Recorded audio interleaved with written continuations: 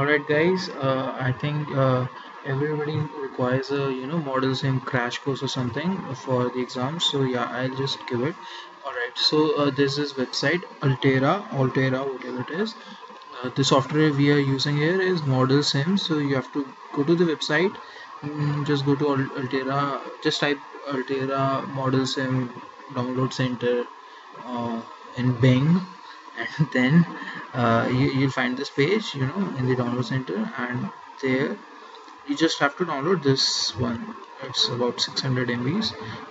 So yeah, so just that for Windows. For Linux you can just change it.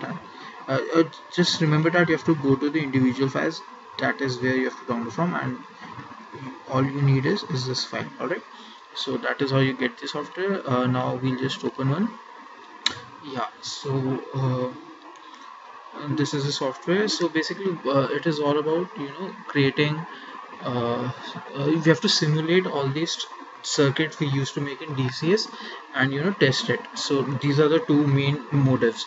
So first of all, we need to tell what kind of chip we are making, what are the inputs, what are the outputs and stuff. That is the first part of it. And then we have to tell how it is actually working internally. So the first part is called entity, and the latter one is called the architecture of it. All right, so very intuitive, right? And finally we have to test it, so we'll create test benches for that. So I'll just quickly make one project. I'll just showcase two parts of it. One is the sequential modeling, and one is the combinational one. So first of all, we'll make an AND gate because it is very simple to make, and also it is not that intensive for me.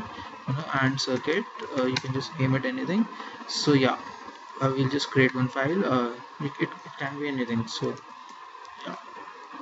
yeah, here it is. So I'll just open the file. Yeah, so we type entity and circuit is end entity, no curly braces, so it is start and end that.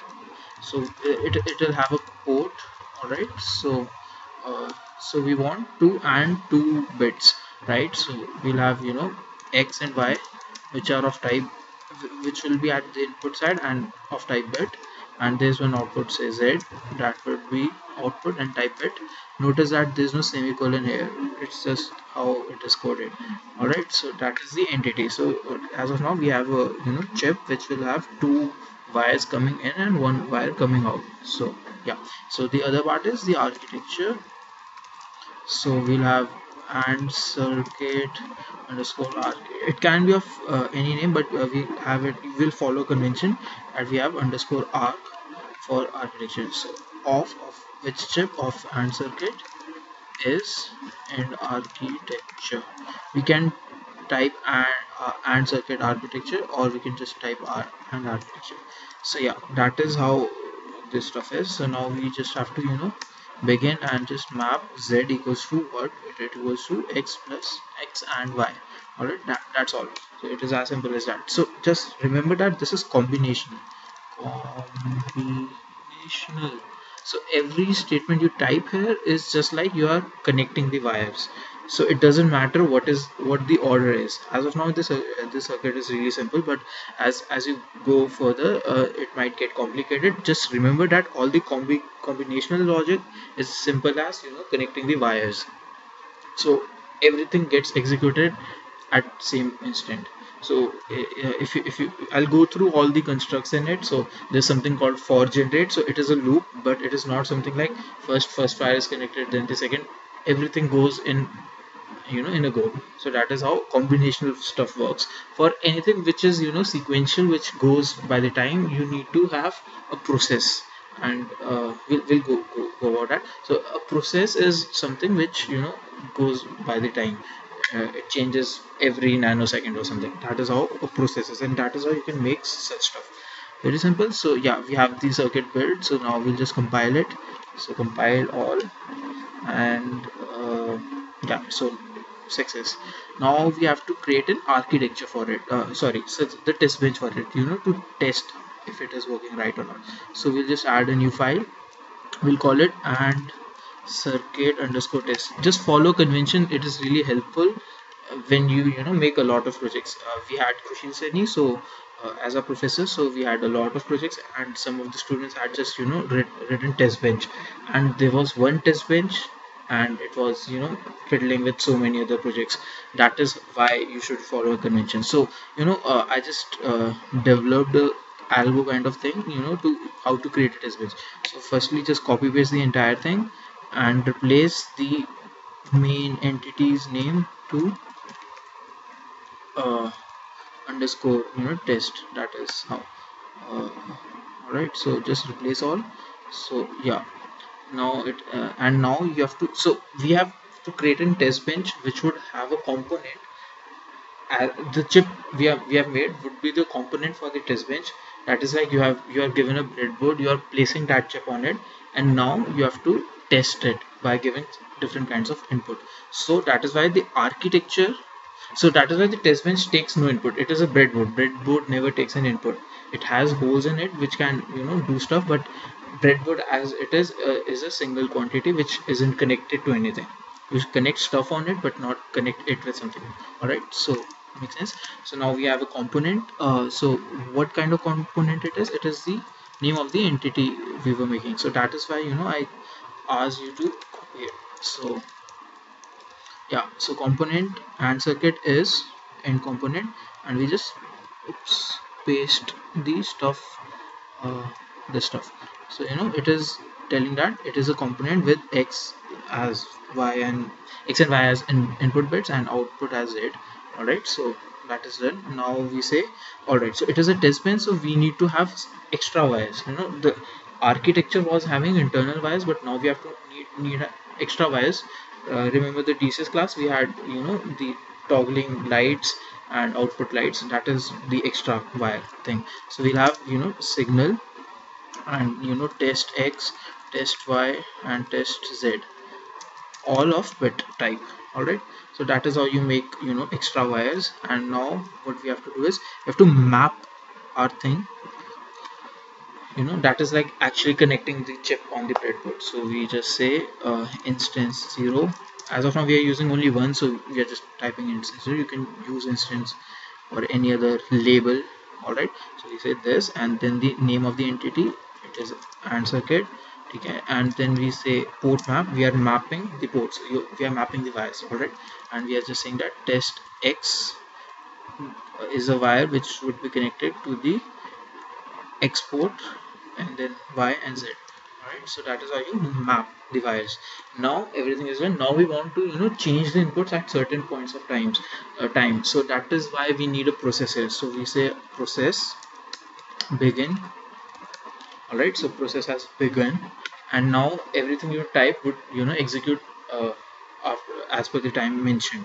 So we'll say that test x gets the value 1. So a single bit is expressed in single quotes, and a vector or array, multiple bits are expressed in uh, double quotes.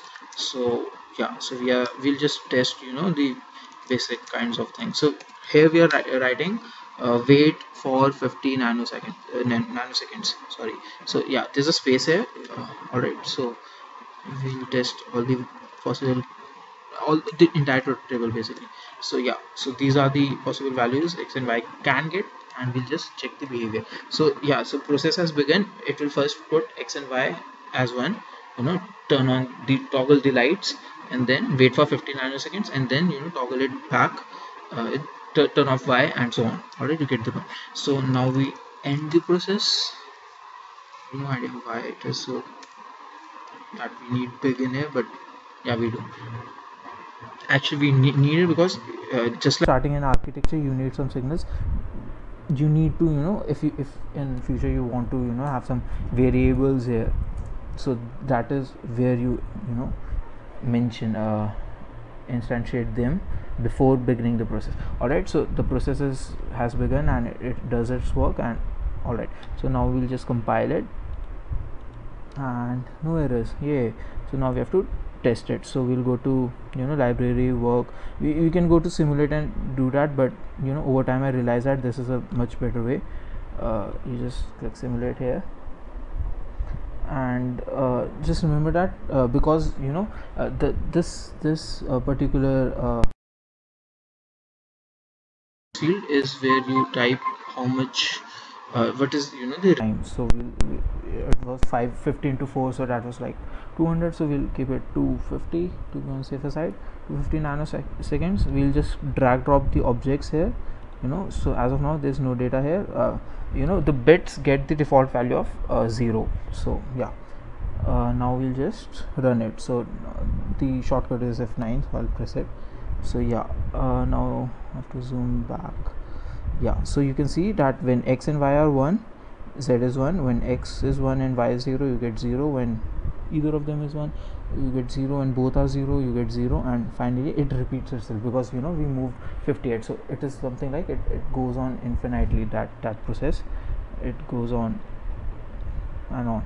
Alright, so we just had that range, that's why required. So that is the first project we have made, an AND circuit with a test bench. So just follow the same it is simple as mapping the wires and stuff, and that is how you make projects. I'll just go through some of the projects I've already made to give you a better understanding of how this stuff works. I'll just go to let me think, mux. Alright, so a multiply. So it is 2 cross 1, so fairly easy. So it is a port map. XY is S, so it takes a select signal, and XY in input side, and Z as the output. Alright, and then the architecture. So when S is, so this is called conditional assignment. So when S is 0, map X to it. When map, simple as that. So that is the architecture, and it will have a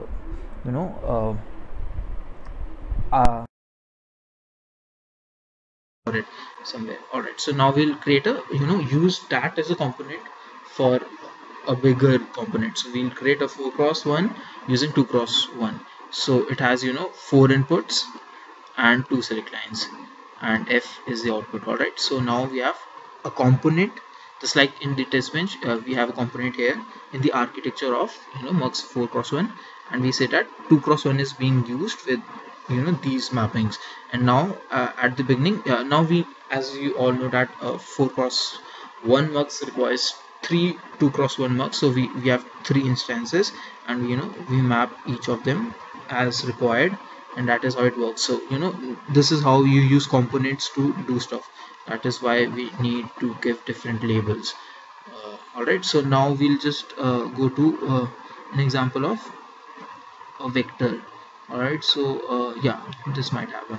So there's a question called bit we have to rotate, left shift, right shift, and stuff with the vectors. You're given 7 bits line or 8-bit line, and you have to change it, rotate it and stuff. So that was the main problem statement. So here we have port alright, so it has input of 7 down to 0. So you need to take care of this. 7 down to 0 is like when you go from left to right, it goes from 7 5 6 5 4 and so on. So the rightmost is 0, and that is how you represent bits, right? The rightmost is the first bit.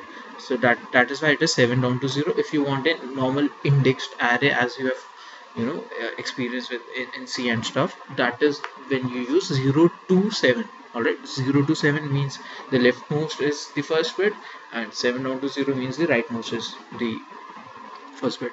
Alright, so it so basically it takes 8 bits, and it has select to choose what kind of output we need. So we are using a mux, so 4 cross 1 mux, which would do this stuff. So here we are using a generate statement for generate. So it is just like a for loop, just that it is combinational. Everything goes in one go. By when you reach the end architecture, that is when everything connects itself. So keep that in mind. So we go for I n 0 to 6 generate what we do that. The left, the vector gets the input. It's just the logic, so I'll not spend time on it. I'll just go through the VHDL stuff.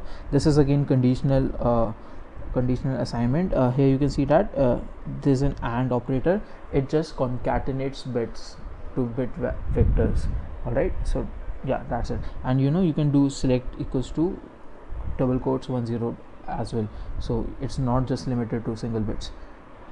All right, that was that is enough for the combinational stuff. I'll just give an example of what was it, the there's something called this, just like STL and C++, there's another library here which is used for complex stuff, which is, let me just find it. It is basically std underscore logic underscore vector. I'm not sure where I've used it. So alright, there's something called inout, which is a line which can take input and which can go out to the output. So yeah, here it is. So I've made a full adder, 4-bit full adder. So this is how you use the import stuff. All right, so this is the std underscore logic underscore vector. So the good thing with it is that you can just simply use the plus sign to add bits. All right, and you can study about it, just Google stuff, you'll get it. This is just a crash course to understand stuff. So now I'll just go and tell you how D flip-flop is made. So yeah, so D flip-flop is basically it takes clock, reset, preset, and has a data line and the output. So whenever the clock is rising, it will take the data and store it. All right, and that is how it is. So yeah, now the process takes a list. Whenever clock is changed, the process does this work. So earlier it was just wait for 50 seconds, wait for 90 seconds, whatever, but now it is whenever the clock changes, then you have to do this stuff. So yeah, if preset is 1, then Q gets 1. If reset is 1, then Q gets 0. Now if else is something, it is a branching. So branching isn't combinational logic. Conditional assignment is, but branching is not. So just keep in mind that whenever you want to use if, then probably you should go into a process, but if you aren't allowed to go into a process, then it is the time to go for assignments which are conditional. So there are 3 kinds of it: conditional assignment, select, and case, I guess. So these are 3. Just read about them on Bing or Google. All right, so this is the reset. So yeah, and whenever clock apostrophe event, so this is event. So if you have made some Java Android apps or stuff, so you'll be familiar with event listener. So this is a kind of event listener. Whenever there's an event in clock, all right, and the clock is 1, so it is like the clock is going through in transition and clock is 1, that is a rising edge. It's going from 0 to 1. Then to what? Then we just put the data in to the output. All right, that's it. So this is a D flip-flop. So this is how you can make any kind of flip-flop. All right, you just need to if else here, that if S is 1 and R is 0, then you should put the output as 1. If S is 0 and R is 1, then that is how you make SR flip-flop and stuff. All right, so there's something called for loop. Now see, generate is in combination and loop is in process, sequential statement. So I'll just go through the Booth's multiplication. So it is a badass program. So yeah, so it goes it uses variable and everything, almost everything. So yeah, you must know the algorithm. So it is like we have a counter which would go until the number of bits it is a counter which goes from 0 to number of bits minus 1. All right, and then in every go, what it does is I guess it I'm not really sure, but what it does is there's an AC and QR, and it subtracts BR from it when it is 1 0, I guess, and adds BR to it when it is 0, and shifts it. That is how the algorithm works. So just go through it once, and so this is how you code it. So whenever there's a start and whenever start is 1, so start is now behaving like a clock. So yeah, so what we do is that we first of all make AC to QR as 0, and this is, initialization of this thing. So whenever start for the first time goes to 1, then what we do is this, and and we just initiate the things. When you study the algorithm, you'll be clear with what is really going on. NBR is used, which is 2's complement of VR. So it is some sort of pre-processing to save time, uh, right? So yeah, so there's a loop. So for I in 7 down to 0 loop. So just remember that the generate statement needs a label. So you remember there was a gen, what was it, yes, uh, my bad. Yeah, see, so a label is necessary to make a generate statement, but for loops they are optional. All right. So yeah, so when it is 0 and 1, we add br to it. When it is 1 and 0, we subtract br from it, and then finally we do it for the counter 0 to number of bits, that is 7 in this case. And finally we shift it, the ACQR में the rightmost bit gets to the 0, and stuff happens. I'm not really sure. You can read the algorithm here. So that is how you implement it. So it is a for loop and with if else. That is what it is entirely about. So yeah, that is how you use the sequential logic. So I guess that's pretty much it. I'll share this video to YouTube if I have enough bandwidth, and I'll probably share the codes. They are not entirely right. Some of them use some kind of hack to just get the right answer. I'll just mention about it. By the way, these codes and the entire file is available on my OneDrive. I don't know why I'm telling that, but yeah. Alright, so yeah, it is there. So what was I showing? This basic ALU. So basically, ALU, as you know, it has the arithmetic and logic part in it. So it will add, subtract, increment, decrement, and shift, right shift, rotate. These kind of outputs it can give. So it is actually made using mux and full adder, but I hadn't studied about it, so I just used a hack that we can just have mux with input lines being a vector. They are bits, but because you can code it, I just coded it. So this is entirely wrong. This is just to get the output right, because I wasn't aware of the right way to do it. All right, so just ignore this code. All right, so that's it. Please ask me questions if there are any in the comment section below. Okay, proud by saying that. All right, so yeah, I'll just stop the recording. Bye.